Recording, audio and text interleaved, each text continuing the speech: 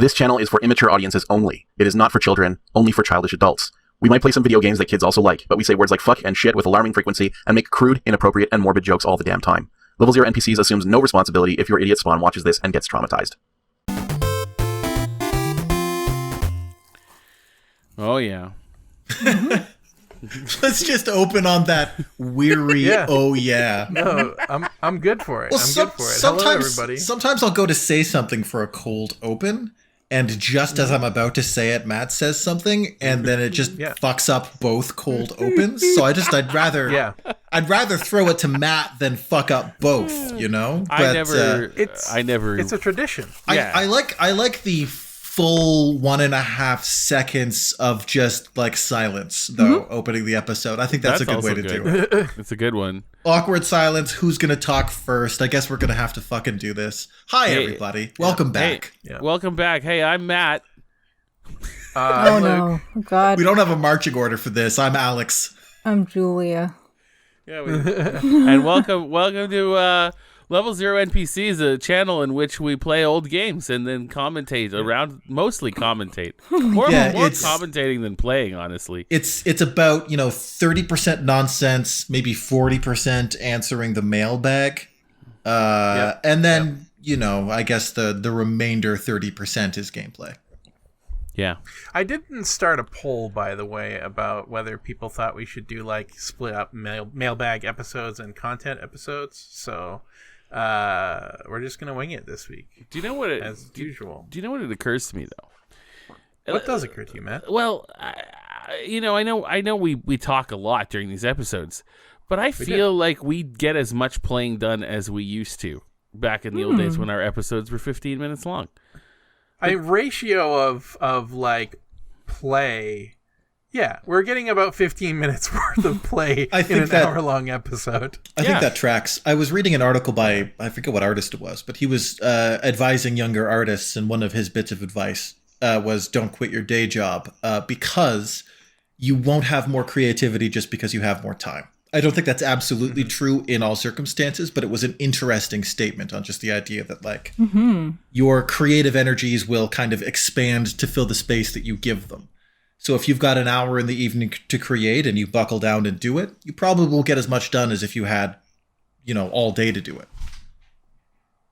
Yeah, who knows? That seems plausible. Who knows? I don't know if that's true, but I always thought it was an interesting take.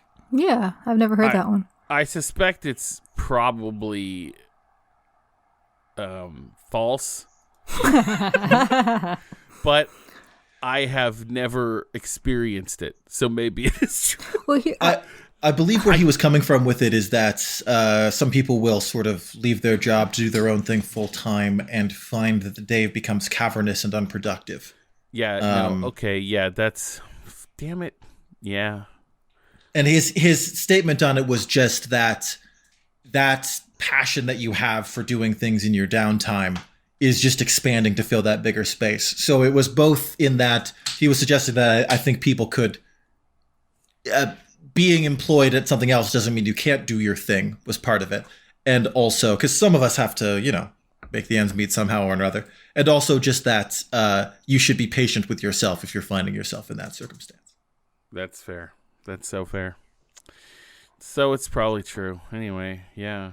As we were just discussing amongst ourselves, we were out last week because we were saving Christmas. Yeah, I was actually about to bring that up. We were saving Christmas. And it was our turn. It was our turn. And we got it done early. I think we wrapped it up pretty early this year. Yeah, it's a bit like jury duty. Christmas is in peril every year, and sooner or later it will become your chance to save it. And this time it was ours. Maybe some of you out there have already saved it. In which case, put down the year that you saved it. I regret some of the things I said to Santa because his security is just bullshit, and it has so many obvious flaws. And after we'd found like the 4th or 5th infiltrator sneaking into the workshop with a bomb, I just let him have it. I'm like, you've been at this for centuries. We've been here for hours, and we have found so many holes in your security. Your complacency is unacceptable. Okay, but okay. And I understand that. but he's a right jolly old elf. That was my point exactly. Like, we had the benefit of all those YouTube videos of how to save Christmas in preparation. Doesn't even know what YouTube is. Yeah. I think it's his fey mercurial nature too is sort of part of it, but yeah. Like I feel that Santa could do more to preemptively save Christmas. Well, also, like, I mean, I never got the impression that Santa thought he was in danger. Christmas was always in danger, but Santa, never. Yeah, well, Santa's immortal. Like, I'm pretty sure we established that when we were there. But he's very hard to like permanently kill, but the idea is if you bag Santa, then Christmas doesn't happen. So like his personal safety comes into that. It does. He's like an anti-leprechaun. Yeah, but like on December 26th, you just let him go. Yeah, it's done. There's really no reason to kill him. Happen. Also, he's much like, even if you're like me and you hate Christmas, because I was on team, let's just let Christmas not happen. I hate Christmas. Yeah. But if you actually meet Santa Claus, you sort of can't help but save Christmas. Like, he is really very sweet, and that's why I feel bad for yelling at him the way that I did. It's just, like, just hire some security people, you know? Yeah. I am still, like, maintaining that he should just arm the elves. Like, being immortal that he is, you know? Like, workplace accidents, not that big of an issue. He's basically got an infinite supply of workshop elves, so... you saw those motherfuckers, Luke. You can't. I would not give those guys weapons. I mean, I was just going gonna to say that- I know they couldn't carry an assault rifle. Luke has a but, higher like, tolerance for chaos than the rest of us do. That's how he puts up with us, in fact. But, like, yeah, no, like, so many of those elves, like, their little eyes didn't even point in the same direction. Yeah, they're very nearsighted. I was about to say. Like, they're very detail-oriented. They'd answer questions you didn't ask. Like, they were weird creatures. Yeah. I mean, nowadays they got to make all those electronics now, all them switches and all them Xboxes. That's all, like, those little tiny circuit boards. Their eyes have never been worse. Myopic, yes, myopic little psychopaths. I mean, if you gave those elves guns, yes, a lot of intruders would die for sure. Mm-hmm. Yeah. Their faces surprised me in a disappointing way. Yeah, no, I know what you mean, and I too was surprised. I don't feel like they should be in the North Pole, but I also know why they can't ever leave. Yeah.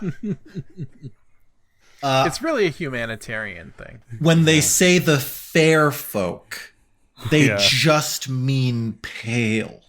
Yeah.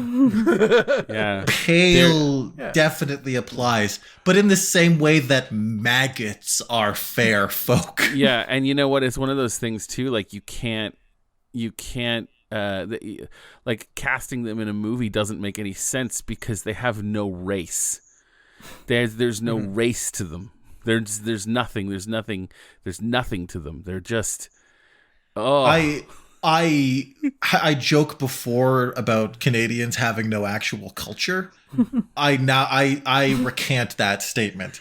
Elves have no culture. They have no society at all. Like, if Santa didn't put them to a purpose, they would have no purpose. Yeah, it's so true. I think that might be a side product of immortality as well, right? Like, yeah, maybe they're like drive. the Chihuahua version of what they once were. Well, I'll tell you this: none of them need looked to healthy. be. No. Oh no, not even a little bit. They were gray. They were gray and a little translucent. Yeah, and they would. I mean, you don't get a lot of sun up there. No, to be fair. I'm just. It was the most haunting thing. I mean, there were also no windows in that workshop. We also fought a lot of OSHA we also fought a lot of Germans, and I'm sorry to any Germans listening. It wasn't you, but there were Germans. No, 9 times out of 10, it is lost a subscriber. 9 times out of 10, it is the actual World War II Nazis trying to stop Christmas. 9 times out of 10. Again, yeah, yeah. They'll just roll up in like just in tanks through time portals. Yep. This time we will try 2023. ah! And then it's just up to us. There's many reasons they lost the war, but the amount of effort they spent trying to kill Santa was a major factor. Anyway, yeah. It was a misallocation of resources. So that's where we were last week. Yeah.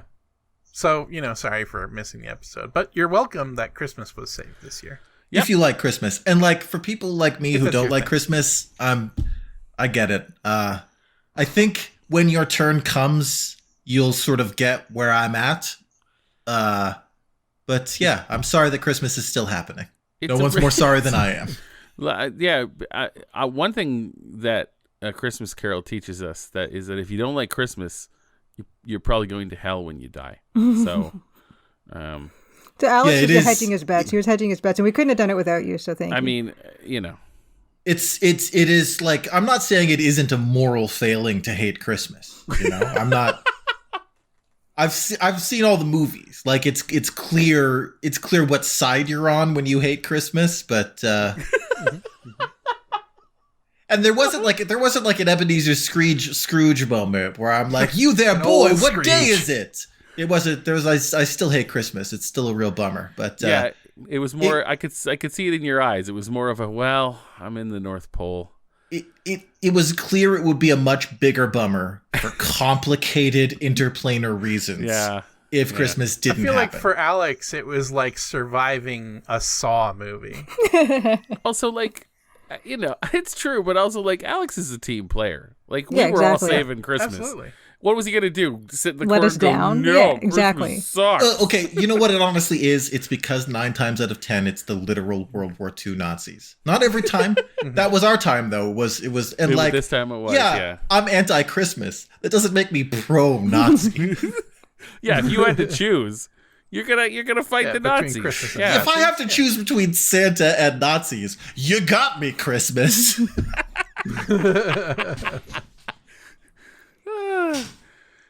Anyway, that's where we were.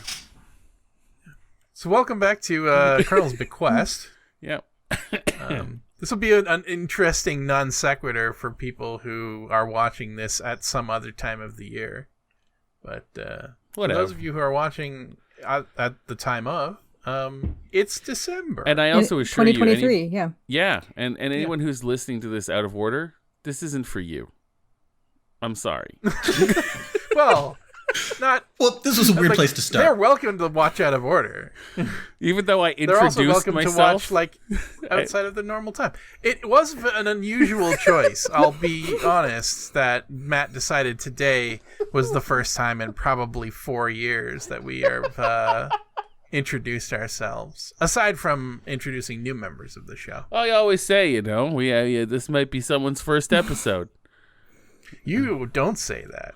I don't trust those people who pick a random episode in the middle of a series, but you never know. Could happen. They're chaos demons, and they deserve what they get. I know, because I am one. Anyway, let's play this game. Let's do some of this game. Yes. Yeah. Well, so we attempted to do absolutely anything with Rudy and Beauregard here, and nothing was accomplished. No. So, it's pretty much just a reminder that Rudy and Beauregard remain alive, I think, more than anything else. It is also I'm pretty sure that's all of the interactions with characters in this game. Is like, no, they're not dead yet. You didn't miss a death. It's a weird attempt to humanize Rudy, too. It's true. Like, he may hate every single person on the planet, but he has affection for the dog. He's not all bad. He's not all bad. Did we try the command feed little pieces of Rudy to Beauregard? I think we'd have to create little pieces of Rudy first. Yeah, it would be very difficult. We'd have to segment on him. Rudy's nerves? You're getting on Rudy's nerves, Laura. You should probably go. Can we type get on Rudy's nerves more? I think it's a great idea. We're trying to get voluntary manslaughtered. Game does not understand nerves. We made that joke last time about saying that we're going to voluntary manslaughter someone else, which VM somebody. You can't do that is sort of the joke, is that makes it murder if you're going to do it. But I think you can deliberately get yourself VM'd. Oh, yeah. If you just go out and just on purpose try to get someone to manslaughter you can totally do it. That's an actionable thing. Yeah, it's one of the few things you can make happen. Yeah, that's great. Not just anyone will do it, but like most people are capable of doing it if you find the right prompt. Yeah. Like be one of those YouTube pranksters. You know, oh, yeah. You know, that's a one-way ticket to be. It's a great way to get yourself good and dead for sure. There's nothing of interest in the dining room. Right. Now, this is the part of the game where we hit every single other thing just to see if anything's happening. Mm-hmm. Yeah, pretty much. I'm just going to use the back passages so I can sort of check 2 rooms at once. Matt really quarterbacked the entire Christmas saving effort, so he's a little run down this week. I never sleep anyway, so I wasn't so affected, but yeah. I'm a little low on energy, but I really, really, truly love Christmas. Like, I really do. And I hope that came across. I hope that was infectious. Yeah, like you love Christmas and you love violence. I do. And getting to do both at the same time. Yeah. It was nice to see. Thank you. It is a mixed bag because, like, Santa's everything you could want him to be. You know, he's the real deal. Much as I hate Christmas, I have to admit it. Of all the Yuletide demons associated with the season, you know, Santa's a class act. Those fucking elves. Listen, that was I don't care who you are. That's a bummer. Look at the desk. I agree. Yeah. Spaghettios. So I'm disappointed because this was my idea. Yes, we wanted to do this, yes. Yeah. Oh! Someone broke the glass case and took the silver derringer. Oh! The silver derringer is a great name for a phantom thief. Yes, it is. Get glass shards. Get glass shards. You might cut yourself carrying around a piece of glass. Place glass shards in mouth. Eat glass. Ooh, good. That wouldn't taste good. It's not It about wouldn't the taste like taste anything, game. exactly. Place shards in mouth. One of the best bits in the original run of Clone High. Store shards and cheeks. Around here, we eat our mistakes. We are made out of cake. Does the game know that? Yeah. I don't think the game knows presumably not. Yeah. So we asked that question earlier. Does, insofar as we die in a very cake-like manner on a regular basis. That is an interesting point, though, because earlier we talked about Columbo, whether Columbo has one eye or just the actor. Julia, I think, resolved that question pretty effectively. But it is an interesting question. Is the false eye playing the role of a real eye? So in this case, this was framed as a production. Is Cake Laura playing a human detective? Ooh. So physically, the actor is Cake, but is Laura Bow also Cake just because the actor is Cake? Do you know what? I think we're going to have to wait till the next game. To see if she's still recast. Cake. Yeah. To see if she's still Cake? Yeah. And if so, that doesn't even really necessarily mean anything. It just means that they kept the same actor. So yeah, we'll have to see. Although I feel like it's a different actor. Do you? All things considered. I agree. Yeah. So it feels like they recast. Well, I guess we're gonna have to see. It does. It's a disturbing thought to think of a Cake actor just appearing in various roles, like becoming renowned for being the first Cake Batman. And just you have these behind the scenes shots of them like stuffing his spongy cake body into the spandex and like piecing him back together with icing sugar after a fight scene because his arms fell off.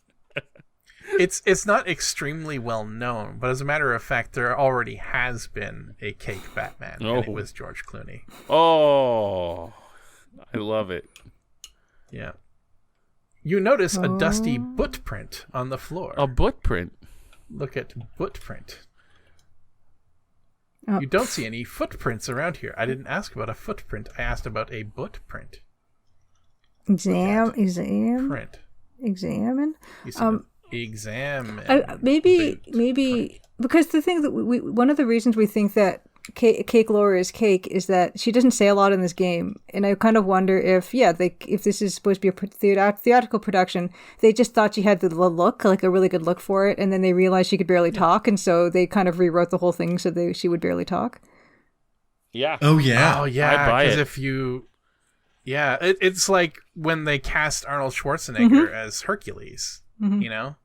Because his accent was way too strong. In this case, they didn't want to redub because it's a theatrical, or it's being framed as a theatrical performance, right? You got it. Look, hole. I do got it. You got it. Is it really going to show us a boot print, then not let us examine it? Yep. Yeah. Apparently, Yep. there's nothing of interest in Rudy and Clarence's room. Can we look at it with monocle? Nothing of interest in your room. They're denying the existence of the boot print. Look, Just type scream. Try another way to say that. Right. Dusty boot print. Examine God. dusty boot. Examine dust. Let's start with just dust. You see nothing special. Examine dusty boot print. You don't see any footprints. Oh my god. You said Look. You said there was Ground. one. You notice a dusty boot print on the ground. Yes. Eat it. Lick. Eat boot print. That wouldn't taste good. Use Sniff boot print. use monocle on boot print. Well, it's always examine whatever with monocle, right?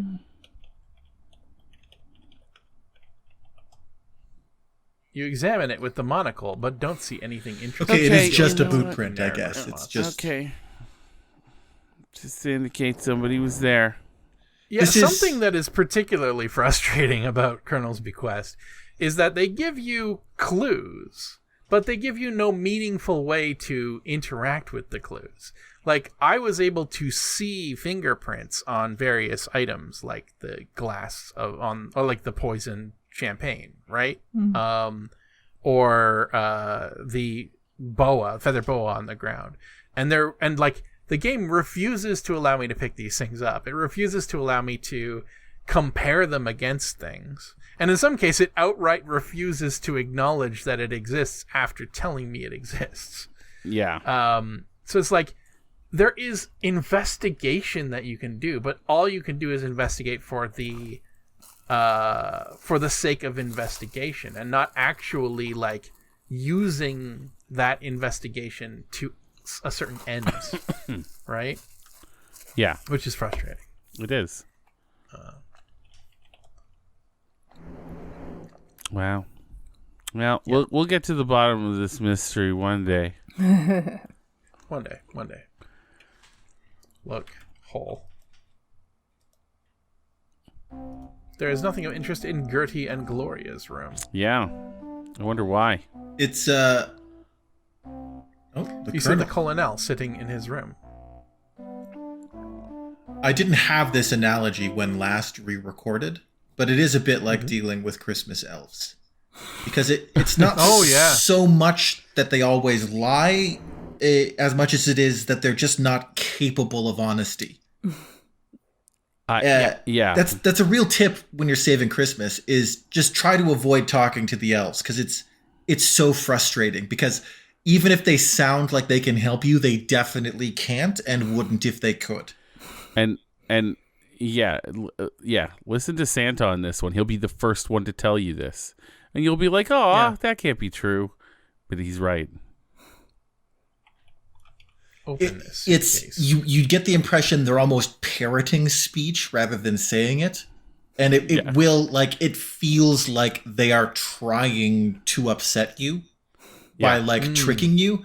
But I think it is more primitive than that. I think they just don't have that, I just don't think they're capable of that type of, interaction with people. To such a point that at several points while talking to the elves, I actually had the thought, maybe Christmas should die forever. I'm not entirely unconvinced, although I could be convinced otherwise because the elves were just sort of like creepy and weird, that they aren't trying to add to the naughty list. Right. I like understand. provoke you into getting onto Santa's shit list. Yeah, they're kind of morality auditors. Assessing how much patience a person has. Yeah. Look, it's very important you guys know what these guys look like. I'm going to draw an elf and I'm going to send it to Luke. I'm going to put it up. Thank you. I would almost... I don't know if you could catch how haunting those things were. I mean, like, Matt's a fantastic artist, but like, I'll do there's my something best. just visceral about seeing them in person that art might not get. But please, we will put it up on screen right now.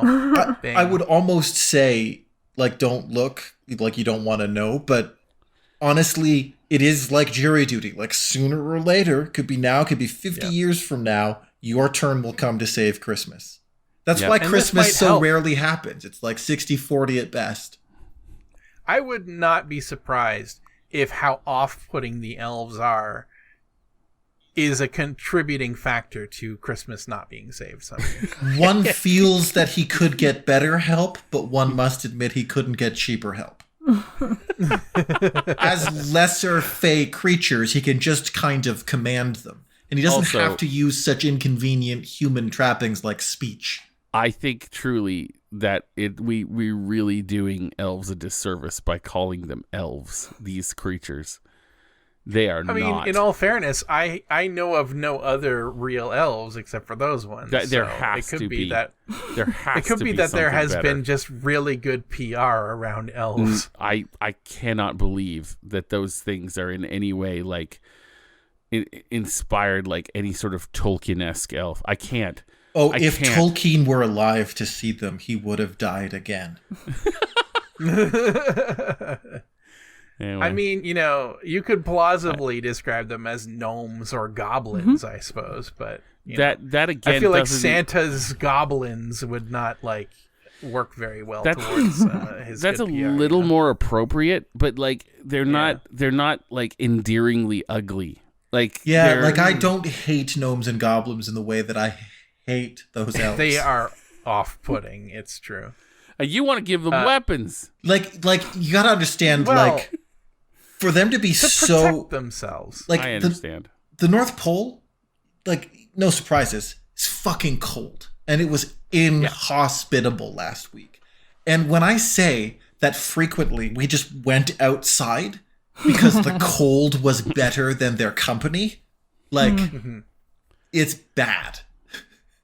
I'm glad that the last few years of living in Edmonton helped to prime me for the North Pole. Yeah, I wasn't ready. Regularly dipping into negative 40 degrees up here. But, it was still something. That was really something. Glad I had my sweater on. I know I saved a lot of Christmas, and I know I did a lot, but I really got to give props to Julia for killing so many Nazis. Julia's a Nazi slaughtering machine. I was impressed. We all have our gifts. If I could do nothing all day except watch Julia kill Nazis, I would do it. Like I would just set up a chair and just watch it unfold. Yeah. Well, thank you. I really appreciate that. I mean, it's one of those things where you don't even know that about yourself until you're in that situation. I've learned a lot about myself on that trip. And yeah, I feel like I think we all learned a little something about ourselves on that trip. Definitely. And I could tell that you were there because in between like machine gun fire, you'd stop after a wave and you'd look at me and you'd go, this is crazy, right? Yeah. I didn't know that was in me. It was amazing. I was very fulfilled. It's like their flesh and machinery was less dense around you, almost. It was borderline superhuman. I've never been like on a shooting range or anything. I've never handled guns before in my life, you know. And it was just, it was so natural. I did not know that about myself, and I'm super excited. The only thing is that now I don't know what to fill that part of my life with, you know. Oh, I didn't even think of that. Yeah. I mean, you could just head up there every year, I guess. I mean, whoever is saving Christmas will certainly appreciate you when more Nazis come tumbling out of that time portal that Santa refuses to close. I gotta say, though, guys. He is very reluctant to do things that would prevent attacks on the North Pole. It's almost as though saving Christmas is part of his thing. Well, he uses the time magic to deliver the presents, right? Like, well, okay, yeah, maybe is that it? Like, there's Nazi time magic that is helping him to deliver presents every year? I think it might be apolitical time magic that the Nazis happen to have discovered and keep using. Sure, that's fair. I rescind my assertion that the time magic may be Nazi. Well, that's exactly what the that theory portal was for. Like the time portal is that's the thing. That's what makes it all possible. So he can't close it probably. Yeah. Yeah. I didn't assume that. Like, I didn't even put that together until now. But he would be that makes so much delivering sense. to only the Netherlands. Yeah, because he kept tapping his nose and winking when we like, listen, Santa, if we're gonna save Christmas, you need to tell us how the present thing works. And he would just kind of chuckle and tap his nose. And while Nazis are pouring out of the time portal, I'm like, it's the time portal, right? You use fucking time travel with the portal. You wouldn't say. I'll tell you this, though. Time dilation, right? Yeah. Santa is the most frustrating person who you can never truly get mad at. I don't understand. Yeah. I thought I was that, but no. It's Santa. What was your guys' most surprising thing about Santa's workshop? The fact that it's extremely unsafe. I was expecting it to be significantly better illuminated. Oh yeah. The lack of windows. Yep. That like very old like lighting. Like I'm glad there was some electricity. There was a lot more candle and there was a lot of wood. That felt unsafe. Just in general, I think, the fact that it was an extremely unsafe and smoky place. It's so smoky. It was so smoky.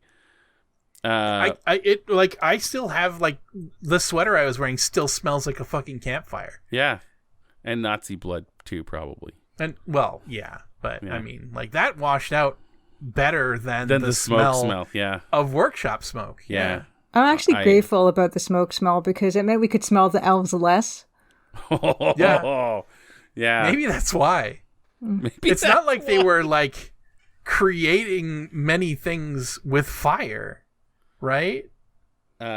Sure, there was like the soldering corner where they were like making Xboxes and shit, but like that was more, I mean, that's solder smoke. It's very specific, right? Versus like this was, I don't know, it was like wood smoke. And okay, is it the hearth? Was that from Santa's hearth? It could have been. Jesus, maybe sort of like the visual components of like Christmas magic, like hearth magic kind of thing, maybe. Yeah. Or just because they're fae, like there's a sort of like campfire aesthetic to their. I don't know. You'd think they'd want better ventilation. Like, I get it, you're in the North Pole, you don't want windows that just open out into, like, the negative whatever weather that happens to be. But, like, get a vent or something. The kitchen smelled really good. Didn't smell... It smelled a little bit like smoke, but it smelled really good. Like, Mrs. Claus was in there. She's great She was freaking great, by the way. Oh, yeah. Oh, class act. It's like every time we were just about to just pack it in and say "fuck you, Santa," like we're leaving, Mrs. Claus would bring us around. Yep. Every time. She's the real brains of that operation. Okay. The heart of the operation. That's not the most surprising part to me. The most surprising part to me was, well, you guys know I spent a lot of time outside, like a lot of time, because I couldn't. You guys were holding that perimeter really well, so I easily the most surprising part, and I really fucking get it now, is the Rudolph's nose makes a sound, guys. It makes a fucking sound. It's like Oh yeah, yeah, you're right. Yeah. Constantly. I'll cede that one. That was not fucking okay. I wonder if it was always like that. I mean, that would explain the reindeer games thing. That's why they fucking hated him. It's why they hate him. He makes Yeah. that sound. They've got delicate deer hearing. Yeah. I wonder he had if his Santa own... might be a little hard of hearing with the age. Maybe that's why it doesn't bother him. Yep. Well, I'm surprised they don't wake everybody up, though. I asked him about that, and the thing that surprised me about Santa was like his sense of time is all messed up, right? Like I asked him, did Rudolph's nose did it always sound like that? He didn't even understand what I meant. Like he couldn't like discern the past from the present, really. So that's the part. That's why it was kind of hard to talk to. And I think maybe the reason him and Mrs. Claus are kind of okay with the elves is maybe they're not even seeing them as they are now. I don't know what they're seeing. I don't even know. I don't even know how they're dealing with it. But it's important when dealing with Santa is that Santa is a like he's like an elemental fey entity. So like quantum being. Like he's great. You have to remember that you're not talking to a human, right? Though, right? So like his mind moves in right angles compared to yours. It is very easy to remember that, though. In all honesty, like all you have to like when you're interacting with him, it is easy to remember. Also, that you're not dealing. Yeah, with you there will be subtle reminders there. Now, when you're interacting with the elves, it like I know this sounds horrible, but you may want to go a step further and just remember that you are not talking to people. Not just that they're not human, that they just fully not people. It's probably an easy because like you'll ask an elf like, "Hey, where is the bathroom?" in that smoky expanse of like just like it's like barely like shoulder width apart workbenches in like a fucking maze with elves toiling away.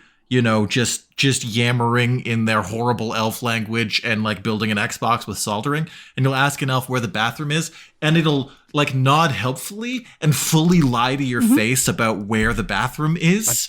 Yeah, just because it never occurs to it to tell the truth or be helpful. And it's like it was the no lips, man. It was just they had no lips. I fucking hated it. If you think about that as a person fucking with you. You'll go insane almost immediately. But if you think about it more like an animal, maybe, or just like an insect, you know? Like if you see an ant, you might not want the insect in your home, but you know that ant it's not personal. Or like a fruit fly that keeps flying into your nose, right? It's annoying, but it's not a person. There's no agency to it.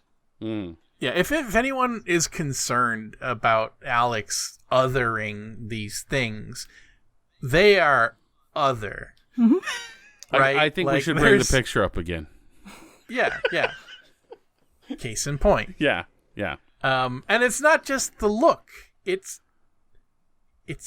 them. It's everything. It's the way they interact with the universe. They have no They have no lips.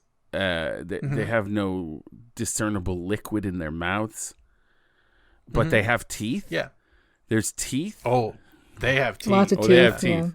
Yeah.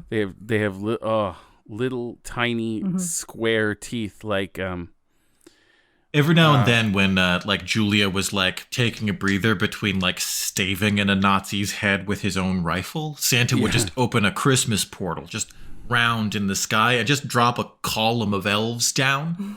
And those, like, it is an understatement to say that those elves have teeth. Yeah.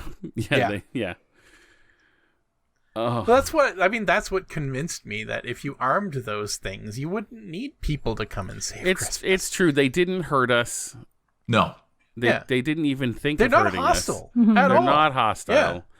Well, they're definitely mischievous, but they're not hostile. I'm pretty sure they eat each other.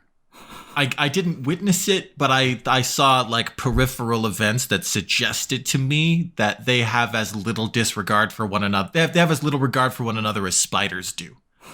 And I think if you gave them guns, they might probably just shoot each other for no reason. But that said, there didn't seem to be any upward limit on the number of them. No. Yeah.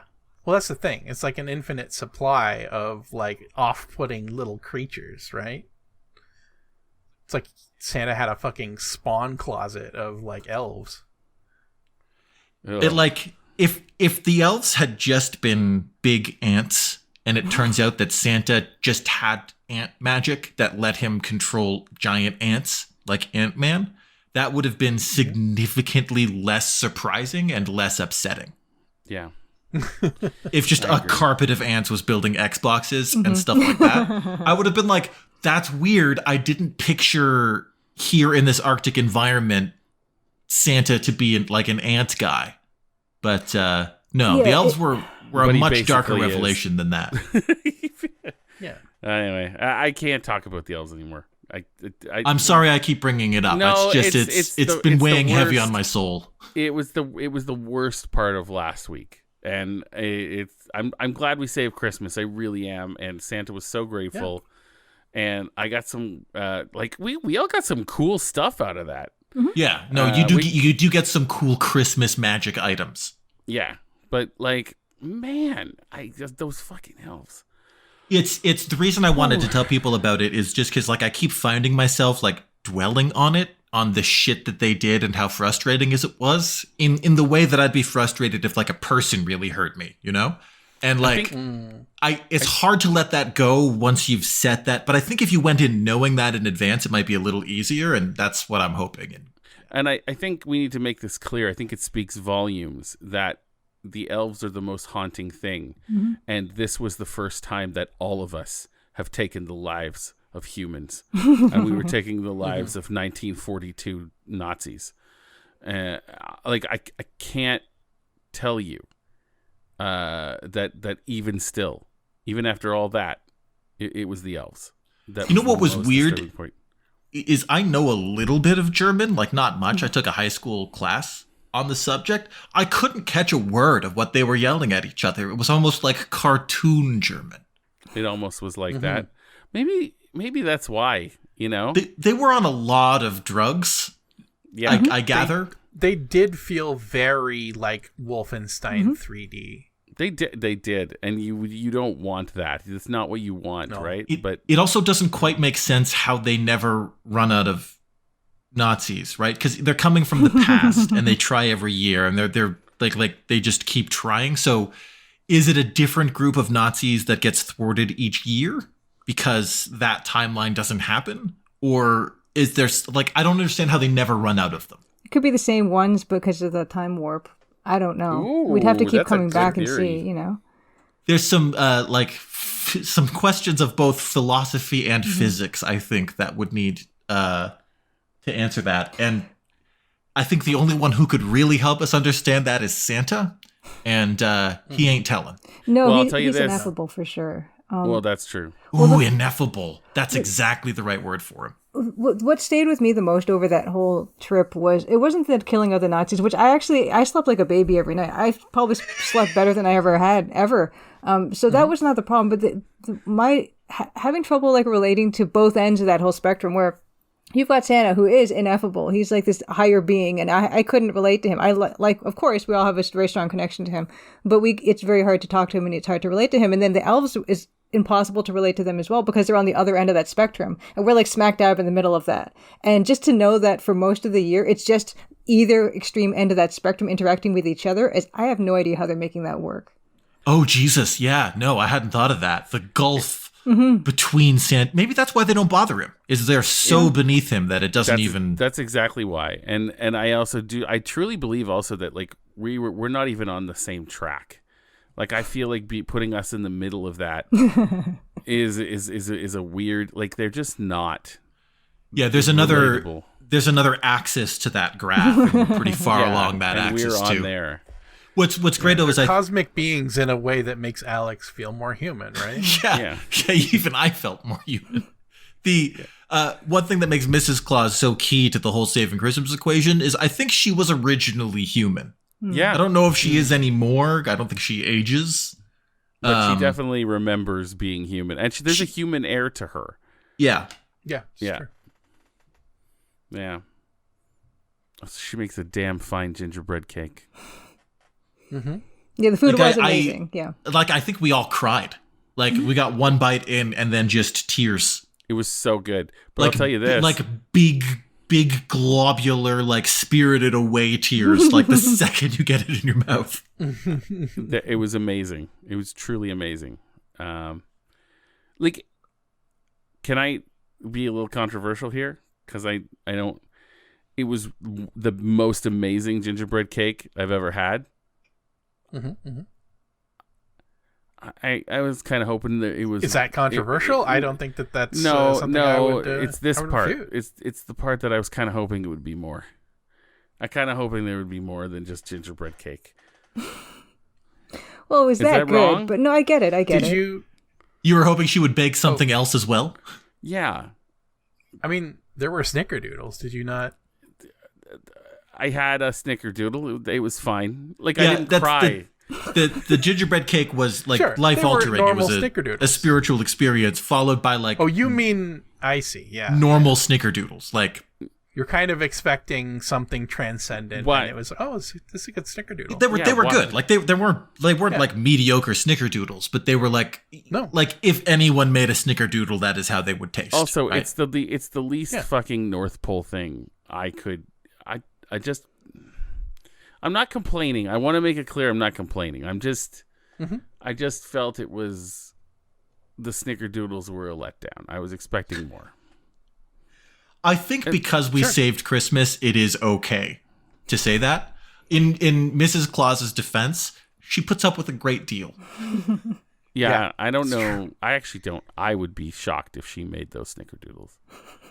I think she collects them every year from Santa's stash.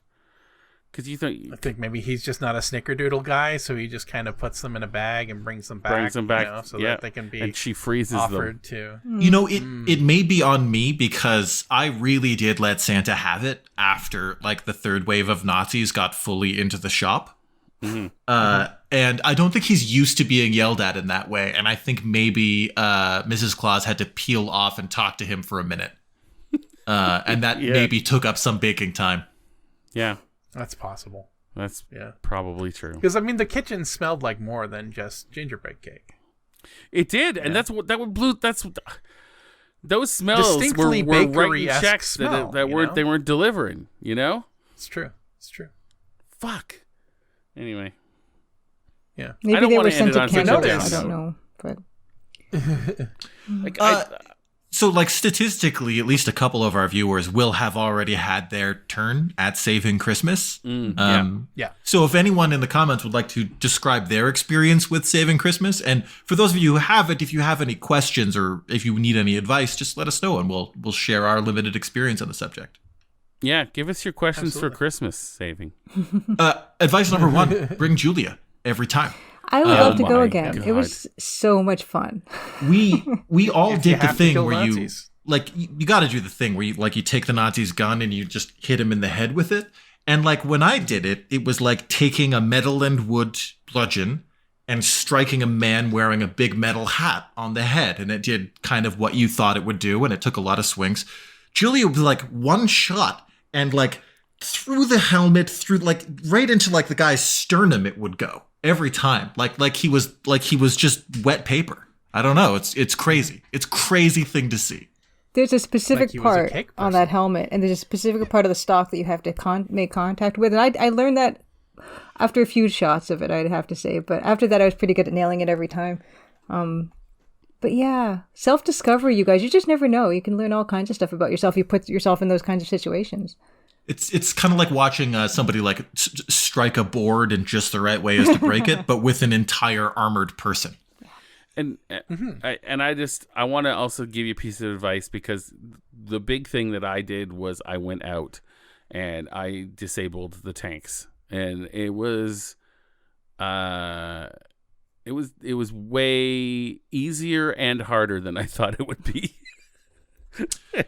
if I'm being honest. Each wave of tank, the tanks will get bigger and more complicated as if they were innovating on them between waves, and they were like better suited to the terrain, which was odd because like the first wave was like regular World War II tanks that would almost immediately like fall through the ice, get caught in the snow, like it it would just be a shit show. Like they could the thing would be on its side before they could even shoot it, or the engine would freeze.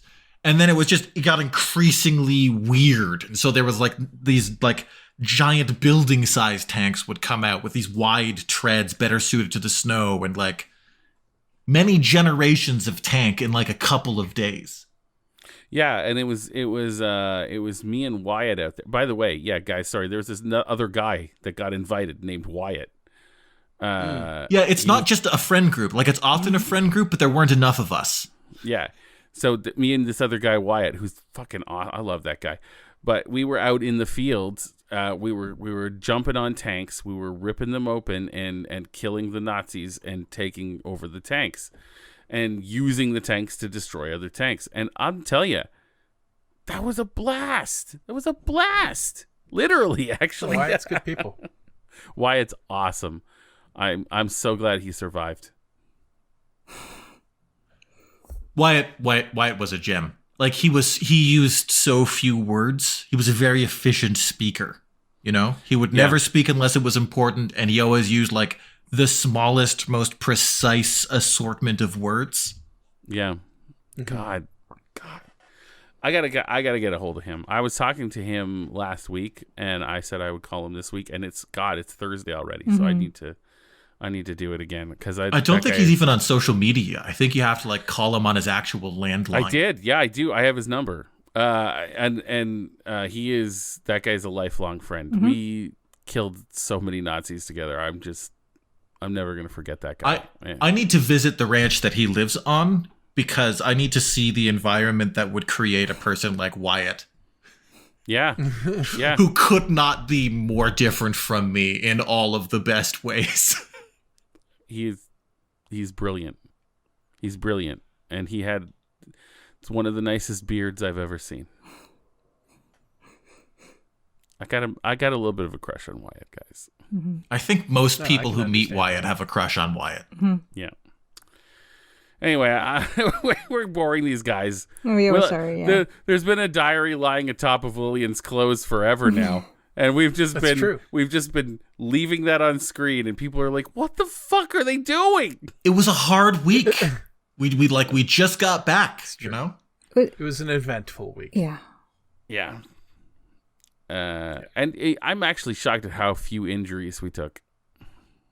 You'd always get grazed. Never a straight shot. No. Wyatt got the classic, like, through the shoulder, in and out kind of thing, which you'd really think that would, like, affect the shoulder movement, but he barely flinched. Not for him. I mean, Mrs. Claus, hell of a combat medic. Mm-hmm. Yeah, God, that's true. Yeah. You know? Yeah. I'm sure that Wyatt is like probably right as rain already. Oh, knowing how like expertly that wound was bound and like treated. I love it. Now, let's read Lillian's diary. Let's check it out. So you notice a diary lying atop Lillian's clothes. Okay, look, diary. You don't have yet diary. Okay, look at diary. Oh my god! Ooh, a little flower. Open diary. Upon opening the diary, you casually notice an ink-stained fingerprint inside the front cover. Curiously and a bit guiltily, you scan through the rest of the diary's pages. Nothing much captures your interest until you come to the latest entry. It reads, May 27th. That's today. Dear Diary, I'm so terribly upset.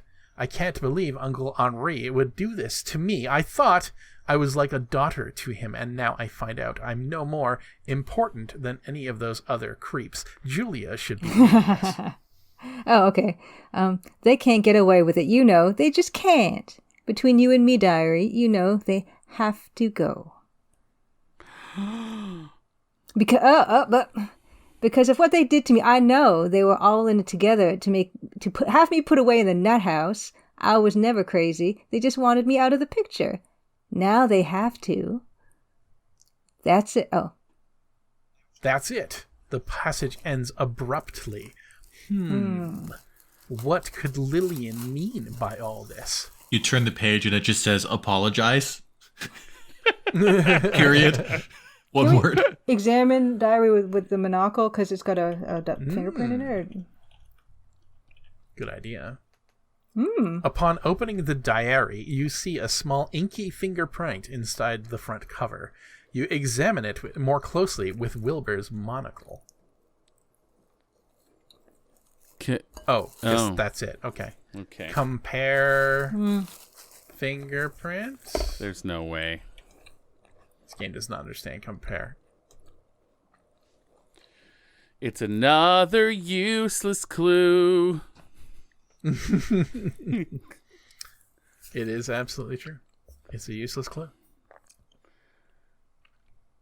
Well, I'm sorry to say that although we have made some progress in the game, we are about an hour in to our recording, so we should probably put a pin in it here and return to it next episode. So chill till the next episode. Yeah, guys, or don't. We're not the boss of you. I think we did too much. I think we should have taken another week off. It did take a lot out of us, saving Christmas. Well, like, I don't know. I kind of wanted everyone to know we were okay, you know? Mm-hmm. Like, we didn't any of us get chewed up by the treads of a Nazi tank, but all of us almost did. Mm-hmm. So it was close. Yeah, it's true. And the internet sucks up there. Oh God, the reception. Oh. Like the fact that they had 2G at best. The fact that they had any was kind of an insult. Like, I would have been fine with none. I would have been like, okay, it's the North Pole. But like the fact that there was shitty internet was the worst. And you know the Arctic research stations that you could see just over the fucking ridge probably have a lot better Wi-Fi. Well, you can see their light anyway. Yeah. So stupid. Yeah. My lowest point, I think, was I was trying to like Google something to like fix a flaw in the perimeter security. There was a problem with like the electric fence circuit or something, and I'm not an electrician. And the reception was bad, and just like the stupid animal that I am, I got angry at my phone, the interface, and just hurled it into the Arctic Sea. And then later, Wyatt came over with a new phone that he'd got the Elves to make, and he didn't say anything. He just handed it to me and put his hand on my shoulder, and I was like, it was wretched moment. He's the best. I was very grateful for Wyatt's compassion in that moment, but to be in that state where that is what I needed, not great. Not a great moment. Look, we all had some moments that were not our finest while we were battling Nazis or trying to deal with the fucking inscrutability of the elves at Santa's workshop. Or while we were just inhaling too much workshop smoke. But you know what? I think we all came out of it better people. Yeah. Ultimate. I still really think Santa needs a better solution than choosing 5 mortal champions every year. Honestly. That seems like the least efficient possible way to do it. Unless there's a Julia in every group somehow. Well, that's the thing. That was what I was thinking. Like, if there had been more people, I would have had less to do, and I would have kind of like felt like I wanted to do more. So yeah, I feel like I didn't want to share. We were a well balanced, like almost D&D party. Like we kind of had everything that we needed. It was actually closer to like a battlefield, class group. Like I was the engineer. I was out there dealing with the tanks.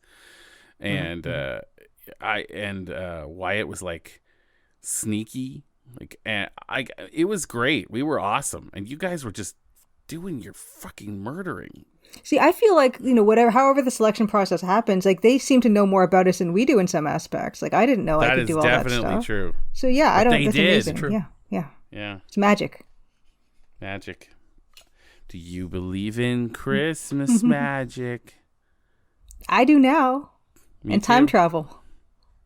Yeah, I believe in all of it. Yeah, well, it's hard not to. Yeah. It's observable and, more importantly, replicable. Like it happens every year. So like, yeah. Well, it happened every day for like a week. So yeah, definitely possible. Christmas was inside of us all along. Festering, biding its time. I'm probably going to go back next year. Gestating. I'm not going to lie. I honestly, I might go just to watch that happen. I'm not going back again. No, I say it, but I don't think I spectators. could handle being near the elves again. Nope. Yeah, that was the worst part, but I had so much fun that I'm willing to overlook that part. Yeah, that's fair. Yeah. All right, everybody. Next time on this, we'll play a little more game, and then we'll do your questions for your kernels with questions. And so look forward to that. Thanks, everybody. Yay. Catch Stick you and later. stay. Stick and stay. Merry Cardinalmas. I don't think I'm okay, guys. Merry Bequestmas. Mm-hmm. There you go. Yeah. Yeah, That's Merry Bequestmas. Merry Bequestmas.